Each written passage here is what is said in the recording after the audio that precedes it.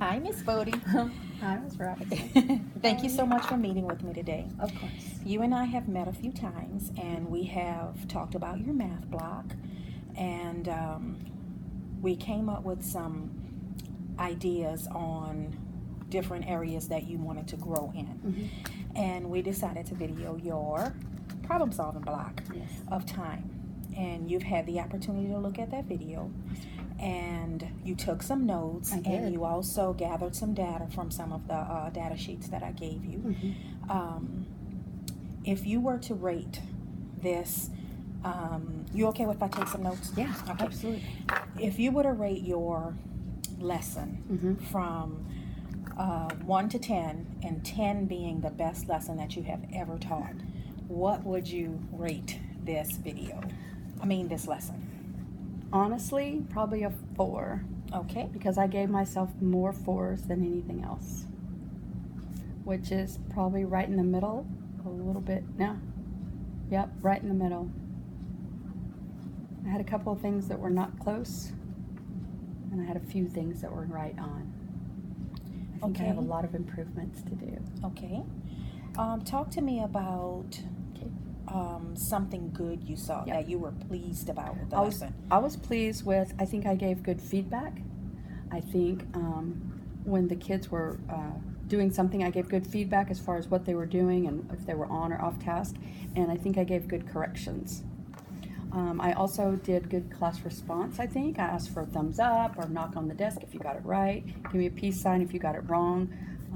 So I think all of those things I did pretty well. I'm sure there's still room for improvement with those. I'm sure I could use more variety of class responses. However, even my kids today, when we were doing something, they go, everybody knock on the desk if you agree. So I'm kind of establishing a rapport with that, and so they know when I knock, it's something I agree with, and when you show me a peace sign, it's something that I possibly got wrong or I need help with. Okay. What will you have to change to move this lesson closer to a 10? Okay, so I noticed that I can do better at engaging those in the back. When you panned around several times, some of the kids were fidgeting, playing with stuff, and so I have rearranged my desks literally 3 times since we've talked, trying to find a better way to keep them engaged. Currently, very industriously searching for flexible seating because I looked at other classrooms and I think that problem goes away with flexible seating. I think that makes the desks they're hard to fit in here, all of them that I need, and I only have a few things of flexible seating, so I'm really trying to increase that. I'm looking for like a couple of coffee tables or some low things so that I can put desks towards the back and still have that flexibility to walk around back there. Like I said, I've rearranged the desk 2 or 3 times. My last configuration was groups of 3s. It was too many groups of 3s. It didn't work. So the students today, I asked them how they would like to try the desks, and so we came up with this new configuration. So I'm hoping that will help me engage those in the back better. This will give me access right to them. I can even go in the middle and teach from there. The other thing that I noticed is I went a little quickly on the lesson. I might have felt like I was covering things too fast. However, I did put, this is our 3rd week of PEMDAS, and so there were things in there that they should have known that I should have been able to go a little bit quicker, but I think that my response wait time should be increased. I'm like, you got it? Okay, great, let's move on. Instead of saying, okay, let's just take a minute and see if there's anybody who thinks they didn't get it, and if you didn't, maybe come to the teacher table or do other things like that. So I felt like that I could have worked better. So what would your class be doing differently if it was closer to a 10, if you could move it to a 10? More kids paying attention. I know that I have that first 10 minutes of mini lesson type problem solving, but I need to make those 10 minutes engaging. And I've been trying to do that with some of the handouts that I've been getting. Instead of just sitting up there going over it and they're looking at me, I've had handouts for them over these last couple of days too for problem solving. Like, here's a piece of paper. So now this is what we're going to work on together. So they've got something to look at while I'm reading it, not just me up there talking. So that I'm trying to engage them more. Even if it's just something I'm going to teach them, I'm giving a piece of paper with the problem, even if they don't know how to solve the problem yet, so that they've got something to look at. Getting out their problem-solving notebooks isn't always the ticket because it's blank in there until I give them something. So I'm trying that out. I'm trying to pass out papers and have them be engaged with that piece of paper. Today we did word problems, and when we stopped, they literally said no, they wanted to do another one. So that made me really happy. I was like, no, we'll save the other ones for tomorrow. But they really wanted to do some more, so they were engaged in the problem solving. So I've come up with that. So I'm going to always try to make sure I have something to hand them during the problem solving, even if they don't know how to solve it yet. Okay, so what I'm hearing is several things. Okay. And our goal here, Okay. from identifying different things you saw within the lesson, is to come up with a measurable goal Okay. on something that we can work on. Okay. And you've said several things that positive things, which you gave good feedback. You may be looking for some more variety with class responses. Engaging the students in the back. You're interested in more flexible seating because you think that would increase some of the engagement, the level of engagement. You felt like you moved too quickly with the lesson and you didn't give wait time. Now, this goal is going to have to be something that matters to you. Okay. So, out of everything, which one of these do you feel is the most important? Because let's pick one thing. And I circled one. I don't know if it's measurable though. It's engaging those in the back. I feel like some of my students, because we have flexible seating, get to choose where they want to sit. We talk about smart choice seats, but even if they choose to sit at the back, they still should be engaged. And so I don't know how we would measure that besides maybe the problem solving things that I have for them to turn in, and maybe if they're engaged, I'll get a full sheet and they'll have done the work, and maybe picking all those up in the end instead of, usually I don't grade those or do anything with those. It's just for them to work through it. So maybe at the end of the week I could pick them up, because I've kind of been giving them, I kind of figured out a packet is good, and if I pick those up at the end of the week, maybe I can look through there and see if all of them were engaged and wrote down what they needed to write and remember who was sitting at the back. I don't know. Do you have some ideas how I could do that? You're looking for student engagement. So tell me, let's make the goal from what you feel that should look like with your kids. Okay. So tell me what you want that to look like with your kids. I know you said paying attention, but what would that look like with? Yeah, but engaged as far as either taking notes or working the problem. The problem being the problem that we have for the day, or the problem solving. So I think giving them that paper, not just sitting up here looking at me, makes them have to engage because I'm looking for an answer. And then they've got it in front of them. And it's been word problems, so we have to read them. So we're working with that. So it would just look like kids not tootling around and playing around. It would look engaged. I also know I asked Michelle, and she said that's a good time to do some rally coaching and peer involvement.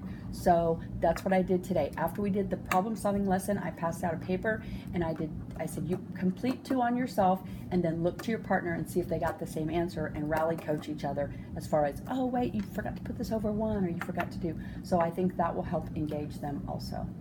So maybe some peer interaction. So for me, it would look like paying attention, taking notes or being engaged, solving the problem, and then working with their peers as far as checking each other's answers. Okay. Now, since you've told me what you want that change to look like, you want the kids engaged with each other. Yes. Doing more partner talk and peer involvement. Yes, ma'am. That will have them more engaged. Yes, ma'am. So, how could we measure that? I don't know. How can we measure that? I don't know how I would measure that. Okay, I've seen you walk around Okay. with a checklist. Okay. So walk around with a checklist. Now, I can come in Okay. and I can have a checklist, and I can measure engagement and I can talk to some of the kids as well and have a document Okay. that I can interview some of them about Okay. the engagement, and we can come up with some data Okay. from that. Okay. So if we were writing a goal, and are you okay with that being your Yes. goal? No. Okay. That's what I had circled. I can do better in engaging those in the back, and that's the one I already had circled. Okay. That's the one I wanted to work on. So It's the one that bothered me the most, actually. It bothered me. okay, so we need to come up with a measurable goal. So students will be engaged. What By percentage would you like? 100%. Of course I'd like 100%. I don't think anything less. I really don't. Maybe 99? Students will be engaged. Let's shoot for something all right. that Can we do 90? okay. We'll be engaged 90% Okay. of the time during problem solving.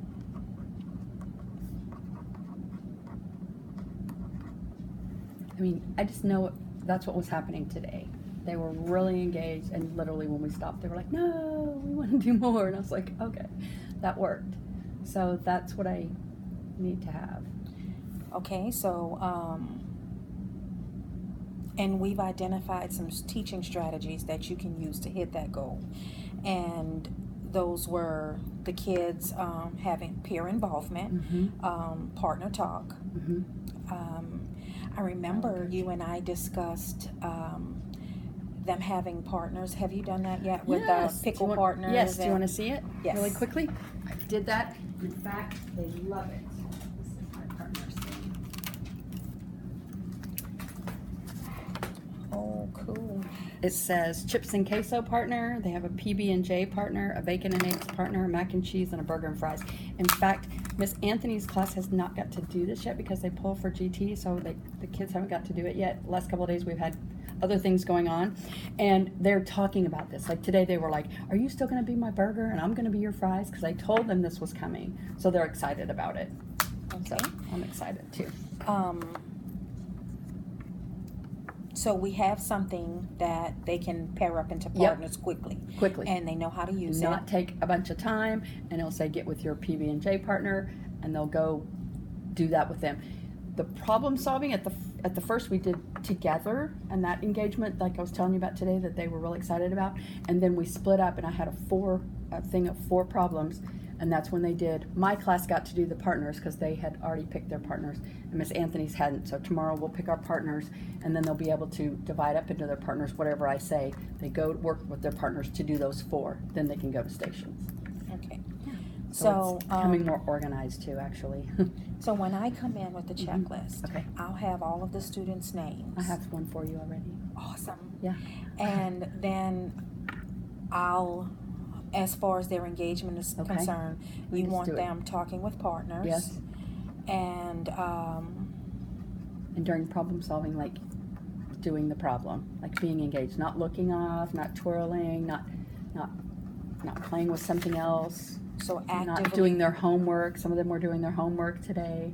Actively working the problems. Yeah. Actively working the problems.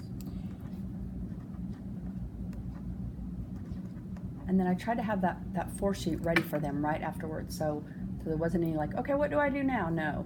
As soon as we're done with that, find your partner, work these 4, and as you work them together and peer rally coach each other, then you can move to stations. So I did have them turn that in, so I can double check it too. I'm having them turn that piece of paper into me just for a check. Like they did it, they did it, they did it, they did it. So I'm going to be looking for partners talking, great, actively working problems, and immediately moving into partner groups. Yep.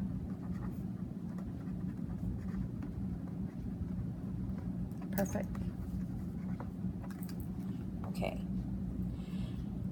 So, can we set up a date and time for me to come back and gather this data, and then we will meet again to see how that went and where we go from there. Sure. So students will be engaged 90% of the time during problem solving.